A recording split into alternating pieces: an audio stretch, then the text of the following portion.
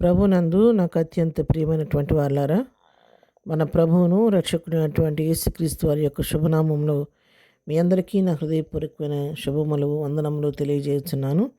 అందరూ బాగున్నారని నమ్ముతున్నాను. మీ అందరి కొరకు ప్రతిదినము నేను ప్రార్థిస్తున్నాను. మీరు కూడా నా కొరకు ప్రార్థిస్తున్నారని కూడా విశ్వసిస్తున్నాను. ఈరోజు ఉదయకాలం దేవుని వాక్యాన్ని ధ్యానం చేసుకుందాం. ఈరోజు వాక్య ధ్యానం కొరకు మనం తీసుకున్నటువంటి లేఖన భాగం 1 యోహాను పత్రిక 5వ అధ్యాయం 4వ వచనం చదువుకుందాం. దేవుని మూలముగా పుట్టిన వారందరూ లోకమును జయించుదురు, లోకమును జయించిన విజయము మన విశ్వాసమే.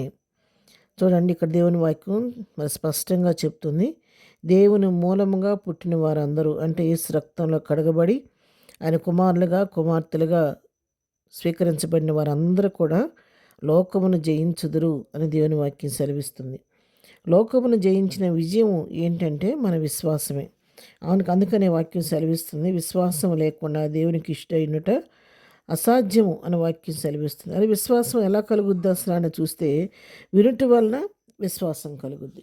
కాబట్టి ప్రియులారా, మరి ఉదయకాల సమయంలో దేవుని వాక్యం మనల్ని హెచ్చరిస్తూ ఉంది.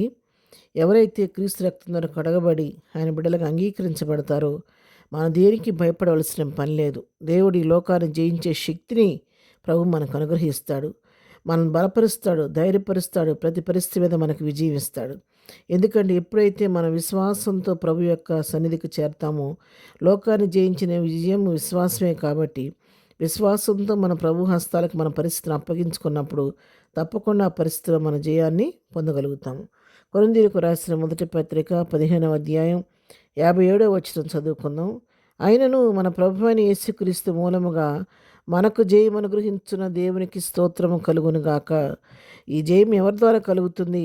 మన దేవుని బట్టి కలుగుతుంది. మన గొప్పతనం కాదు, మన శక్తి కాదు, మన బలం కాదు, కానీ కేవలం దేవుని కృపను బట్టి, దేవుని బట్టి మనం జయాన్ని పొందగలుగుతున్నాం. ఎందుకంటే ఆయన జయించిన వాడు జయశీలుడు, విజయశీలుడు, ఆయన బలవంతుడైన దేవుడు, శక్తివంతుడైన దేవుడు. కాబట్టి ఆ దేవుని బట్టి ప్రతి దాని మీద ఈ లోకంలో మనం జయాన్ని పొందగలుగుతున్నాం అన్నమాట. ఎందుకంటే దేవుని కృప లేకోకుండా మన స్వశక్తితో మనం ఏం చేసినా కూడా దాని విజయాన్ని మనం పొందలేం. కానీ దేవుని యొక్క సహాయాన్ని తీసుకొని దేవుని విశ్వాసం ఉంచి ఆ పరిస్థితి ప్రభు హస్తాలకు అప్పగించి విశ్వాసంతో ప్రభు సన్నిధిలో ప్రార్థించినప్పుడు ప్రతి పరిస్థితి మీద దేవుడు మనకు జయాన్ని అనుగ్రహిస్తూ ఉన్నాడు. ఈ సంవత్సరం అంతా మనం ఒకసారి వెనక్కి తిరిగి ఆలోచించుకుంటే ఆఖరి మాసంలో ఉన్నాం. ఒకసారి జ్ఞాపకం చేసుకుంటే ఎన్ని పరిస్థితుల్లో దేవుడు మనకు తోడుగా ఉన్నాడో, ఎలాంటి ఉపద్రవాల నుంచి తప్పించాడో, ఎన్ని వ్యాధిగ్రస్తులుగా ఉన్నప్పుడు ఎన్నిసార్లు ప్రభు మనం ముట్టి స్వస్థపరిచాడో, ఎన్ని పరిస్థితుల్లో మనకు ఆయన జయమనుగ్రహించాడో, అవన్నీ మనం ఒకసారి జ్ఞాపకం చేసుకుని నిజంగా మన హృదయం కృతజ్ఞతాభావంతో నిండిపోద్దండి. కాబట్టి మనం ఒక్కసారి ఈ సంవత్సరాకర్లో ప్రభువు చేసిన మేళ్ళను తలపోసుకుందాం. ఆయన ఏ పరిస్థితులు ఎట్లా జయమిచ్చాడు దాన్ని మనం ఒకసారి జ్ఞాపకం చేసుకుందాం. యోహాను సువార్త 16వ అధ్యాయం 33వ వచనం చదువుకుందాము. నా యందు మీకు సమాధానం కలిగినట్లు ఈ మాటలు మీతో చెప్పుచున్నాను. లోకములో మీకు శ్రమ కలుగును, ఆయనను ధైర్యం తెచ్చుకోండి, నేను లోకమును జయించి ఉన్నాను.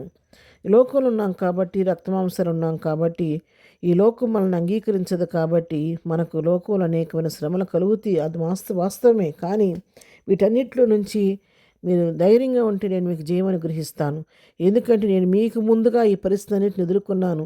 నేను కూడా లోకాన్ని జయించాను కాబట్టి, నేను జయించిన వాడిని కాబట్టి మిమ్మల్ని కూడా జయించడానికి శక్తినిస్తాను. కాబట్టి ధైర్యంగా ఉండమని చెప్పి దేవుని వాక్యం సెలవిస్తుంది. ఉదయకాలం దేవుని వాక్యం వింటున్నట్టు ప్రియులారా, మీరు ఏ పరిస్థితిలో ఉన్నారో నాకైతే తెలియదు, కానీ సర్వం ఎరిగిన దేవునికి తెలుసు. ఈ లోకంలో ఏ సమస్యలతో నువ్వు కొట్టుమిట్టాడుతూ ఉన్నావో, ఏ మానసిక ఒత్తిడితో నువ్వు ఉన్నావో, ఏ వేదనతో ఉన్నావో, ఏ దిగులతో ఉన్నావో, ఏ చీకుతో ఉన్నావో, ఏ చింతతో ఉన్నావో ప్రభు నేను చూస్తున్నాను. ఉదయకాలం ప్రభు నీకు ఇస్తున్నటువంటి దేవుని యొక్క వాక్కు, ఆయన యొక్క వాగ్దానం ఏంటంటే, నువ్వు ధైర్యం తెచ్చుకొని ధైర్యంగా నిలవబడు. నీకు ఎదురవుతున్న శ్రమలో నేను నీకు విజయం ఇస్తాను. ఎందుకంటే నేను లోకాన్ని జయించాను కాబట్టి నీకు ఎదురవుతున్నటువంటి ఈ పరిస్థితి మీద నీకు జయమిస్తాను అని ప్రభువు నీకు ఉదయకాలం వాగ్దానం చేస్తుండగా కృంగిపోకుండా, భయపడిపోకుండా, అధైర్యపడుకోకుండా ధైర్యం కలిగి ప్రభు కృపాసనం వద్దకు వెళ్ళండి. లోకాన్ని జయించిన దేవుడు, సమాధిని గెలిచిన దేవుడు, పునరుద్ధారుడైన క్రీస్తు తప్పకుండా నీకు నాకు మన పరిస్థితి మీద జయమిచ్చి మన నోటిని నవ్వు కలుగు చేస్తాడు. కాబట్టి విశ్వాసంతో ప్రభు సన్నిధిలో ప్రార్థన చేసుకుందాం. ప్రభు కృప బట్టి తప్పకుండా మనకు మేలు చేస్తాను విశ్వాసంతో ప్రభు పాదాలు పట్టుకుందాం. అటు కృపా ధన్యత ప్రభు మనకందరికీ దయచేయను గాక. ప్రార్థన చేసుకుందాం. ప్రేమ కలిగిన తండ్రి, పరిశుద్ధుడా, గొప్ప దేవుడా, జయశీలుడా, విజయశీలుడా, నీ కొందనాలు. సమస్తాన్ని జయించిన దేవా నీ కొందనాలు.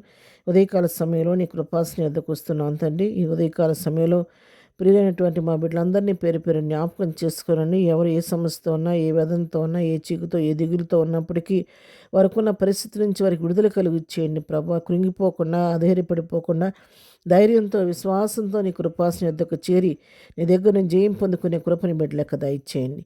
వారి పరిస్థితులన్నీ మీరు ప్రభావ మీరు స్వాధీనం చేసుకోండి. వారికి విశ్వాసాన్ని బట్టి జయం అనుగ్రహించి వారి నోటిని నవ్వు కలుగుచేయండి. ఈ దినమంతా మా ప్రియమైనటువంటి వారు వెళుతున్న మార్గాల్లో నీ కాపుదల దయచేయండి. వారు చేస్తున్న ప్రయాణాల్లో నీ కాపుదల దయచేయండి ఆయన. వారు వెళుతున్నటువంటి వారు చేస్తున్న ప్రతి ప్రయత్నంలో సఫలత కలుగు చేయండి.